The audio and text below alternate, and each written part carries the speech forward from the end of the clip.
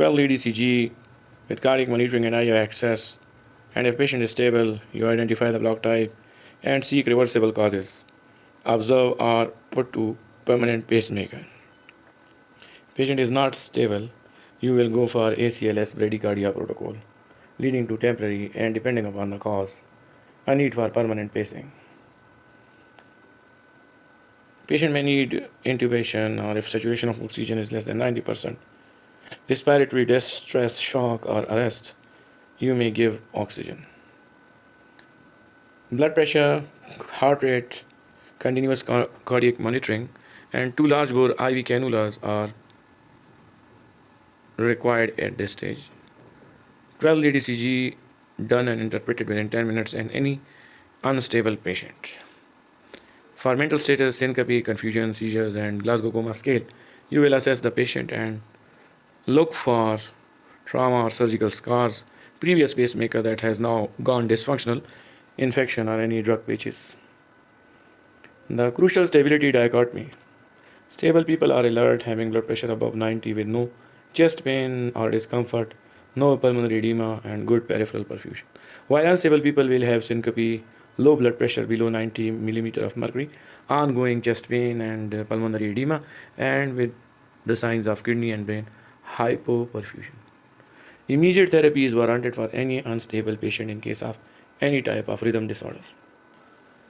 When you reach the ECG stage, you will see that upon the PR interval, you will define first and second and complete heart block. And upon the QRS duration, you may come to know the escape rhythm, bundle branch block, and on axis deviation, you may come across the evidence for acute ischemia or infarction. Complete blood count, potassium, magnesium, calcium, renal function, blood glucose, high sensitivity troponins, thyroid functions, and digoxin levels if there is a history of digoxin intake or suspicion of digoxin toxicity. Chest X-ray, echocardiography, and cardiac MRI. Cardiac MRI if myocarditis or infiltration is suspected. But as you can see, in immediate emergency situations, making the patient stable is more important than digging out a cause. And reversible cause is usually that is more valuable. For example, someone taking beta blockers, you give glucagon. If there is Lyme carditis, you give IV ceftriaxone. If you see hypoxemia, you give oxygen. For calcium channel blockers, you will give high dose insulin. For hyperkalemia, you give calcium, insulin, or glucose, or maybe dialysis. And for ST elevation MI, immediate reperfusion is the goal.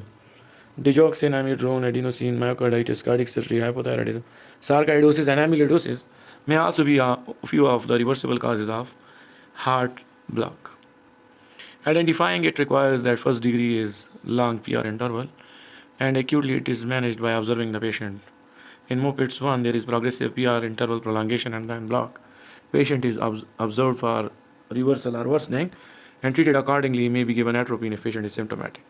In MOPITS 2, there is no PR interval prolongation, but suddenly there is a dropped QRS complex and no P is conducted. This is dangerous and may need temporary or permanent pacemaker if there is no reversible cause at the moment. In complete or third degree or high degree AV block, there is dissociation between P waves and QRS complexes, and immediate pacing is warranted. Whenever there is bradycardia or slow heart rate, 1 milligram atropine every 3 to 5 minutes up to 3 milligram maximum is always on the first line, and its best response is in MOPITS 1 in first degree and inferior STEMI patients. But it is not having a good response in MOPITS 2 in infranodal heart blocks and in heart transplant patients. So if atropine fails, choose infusion while preparing for pacing. Dopamine infusion at 5 to 20 microgram per kg per minute. Titrate to heart rate, blood pressure, and perfusion. Or epinephrine 2 to 10 microgram per minute, IV titrated to response. Isoproterenol is a temporary bridge for severe bradycardia if pacing is unavailable and ischemia excluded already. Do not use isoproterenol in acute MI because it will increase oxygen demand. There are various pacing strategies in emergency. In transcutaneous pacing for unstable MOPITS to high-grade third-degree AV block, failure of atropine, and cardiogenic shock. It is fast, non-invasive, immediately available, but it is painful and will require analgesia with sedation and is not reliable for prolonged support. Temporary pacemaker is for persistent symptomatic bradycardia, failed transcutaneous pacing, NTS STEMI with AV block, and as a bridge to permanent pacemaker. Internal jugular, subclavian, and femoral veins can be used for the access. Electrical capture, mechanical capture, and stable blood pressure are confirmation checklist after putting transvenous pacemaker. Pathology in inferior valve MI is usually AV node related and often transient, and angioplasty and stenting, reperfusion, atropine, temporary pacing only if unstable, and permanent pacing only if block is persistent. In anterior valve MI, there is usually an infranodal block, and in anterior MI, any block has a poor prognosis. So temporary pacing is highly likely required, and permanent pacemaker is required if after reperfusion still there is heart block. Modern paradigm shifts are that you minimize transvenous pacing and not use it routinely for stable patients due to the risk of infection, perforation, and DVT. Reserve it for unstable or persistent high degree blocks.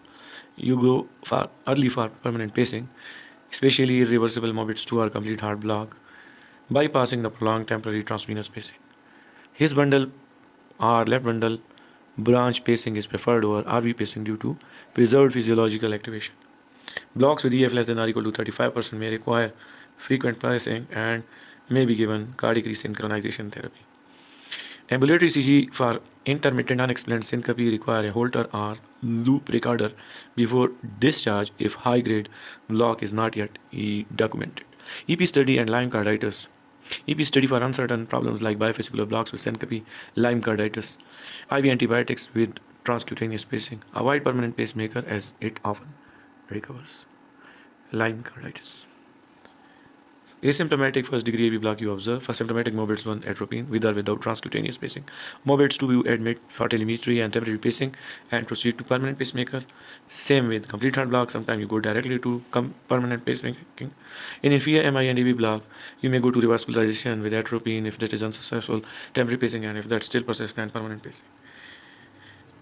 If anterior MI with AV block, likely permanent pacemaker is required. Hyperkalemia causes AV block and you have to treat hyperkalemia first before putting any pacemakers. For Lyme carditis, IV ceftriaxone and temporary pacing for unstable patients and avoid early implantation of permanent pacemaker.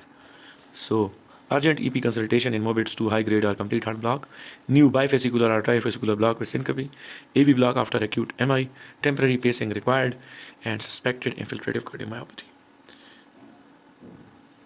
Pace first, prepare pacing equipment early, assess stability, correct reversible causes, classify an ECG. First line is atropine, dopamine, epinephrine infusions may be needed. Transcutaneous transvenous pacing temporarily may rescue and permanently will treat.